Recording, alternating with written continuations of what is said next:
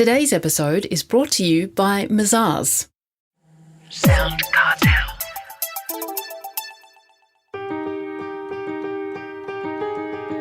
From SoundCartel, I'm Nicole Goodman, and this is Business Essentials Daily.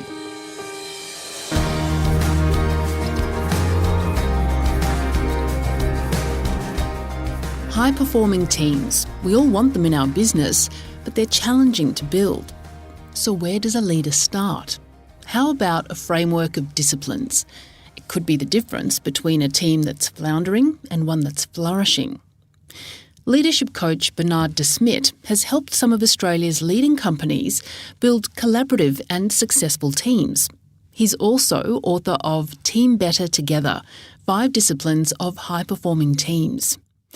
Bernard explains shortly that cohesive teams are made up of individuals who take control of themselves and each other. First, he tells Chris Ashmore why a great team culture is important. A culture of teamwork is the most competitive advantage any organisation, irrespective of size, can have. If we think about it, the culture of teamwork is the only thing a competitor can't copy. So this is a significant investment of time and effort and dollar, but it is a culture of teamwork of relevance irrespective of size and nature of business. And that's a perspective I invite all entrepreneurs, owners, CEOs, MDs to hold. Well, if what you say is right, that high-performing teams are so powerful for a business or for an organisation, why then are they so rare? Teams rise and fall on the quality of their working relationships. Relationships precede results. So to get a better result, we first got to shift the relationship. So, there are 3 essential reasons why high-performing teams are rare. The first is the level of trust, which is invariably, in more cases, the single biggest hindrance and obstacle, where team members are not prepared to be vulnerable with one another. They fear being in conflict. More is unspoken than spoken. Fear looking and asking for help or admitting to mistakes. So low levels of trust is the surest indicator for, dysfunctional or floundering teams. Where there's low trust, team members don't feel safe to speak their truth. So engage in what I call cordial hypocrisy, where they say what they feel the other wants to hear. And, when it's not safe, conflict, challenge, and criticism are seen as destructive elements, but they're essential for flourishing teams. And I guess where there's low trust and low levels of safety, there's misalignment to the team's collective goals. So in that sense, it's the reason why they are rare. Bernard, in your book, you discuss 5 disciplines to be an effective team. Can you walk us through those? Sure. So the first discipline, and in the work I do with teams, this is the sequence we follow. And it's quite deliberate, the sequence we follow in the transitioning to become more high-performing. And the first discipline is what I call the discipline to discover. And we're discovering the mandate the team stakeholders have commissioned them with. Teams exist to be in service of their stakeholders. So the discovery of the mandate is a mandate that's known, not assumed. And 3 very simple questions. What do the stakeholders appreciate about the team? What do they find difficult in their relationship with the team? And what are they looking for the team to change? And Chris, I'm never failed to be amazed how few teams know the mandate. Invariably, it's an assumed one.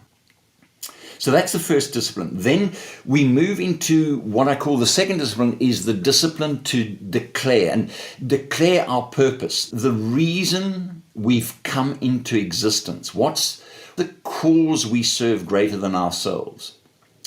Let me give you a very practical example. I'm working with an executive team, and at the outset of our journey, they were absolutely convinced, and we talked through the purpose, and they unanimously said our purpose is to achieve our strategic objectives. I said, well, no, I didn't ask you what you do, I asked you why you do it. And over a period of time, they came to discover their purposes. We change lives for the better. They are a medical technology company. And it was palpable, profound in what shifts have happened in how they show up with one another, believing that the reason this team exists is to change lives for the better. It's opened up possibilities of where they're focusing and where they're taking their effort. So purpose is essential. It's what unifies a team around a common purpose. The third discipline is the discipline of what I call design, and that's designing our culture, our ways of working. How do we engage and relate when teaming together and apart and with all others? The fourth discipline is what I call the discipline to deliver, and that's what are those collective performance goals, each individual and the collective hold themselves accountable for, which can only be achieved working interdependently.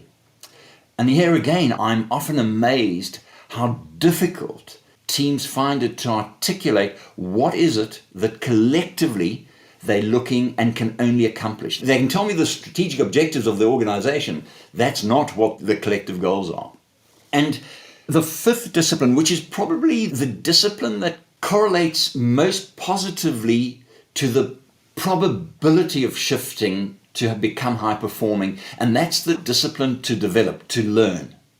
And that's the responsibility individuals take for their own and each other's learning, growth, and success, and how we learn from our individual and collective mistakes and successes and grow the collective wisdom.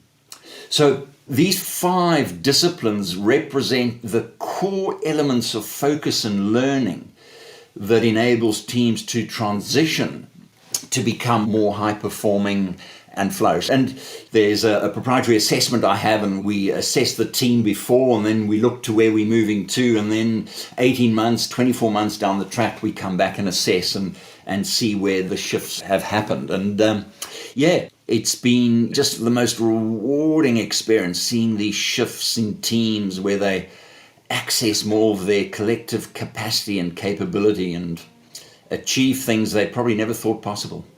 Is all the weight on the business owner's shoulders to instill that culture in the team? Is it up to him or her? Yeah. More typically, in a cohesive, functioning team, there's one leader in the room, the CEO. In a collaborative, high-performing, flourishing team, there are 8 CEOs in the room.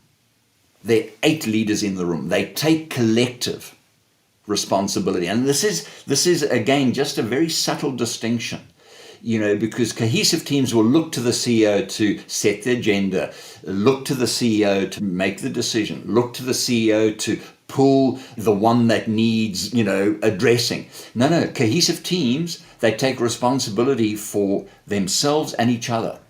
They hold each other accountable for their performance and behavior, not the CEO.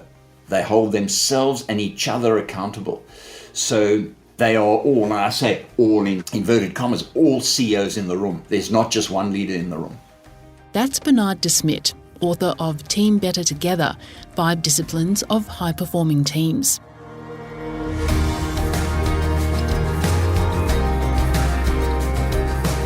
This episode of Business Essentials Daily is produced by the team at SoundCartel.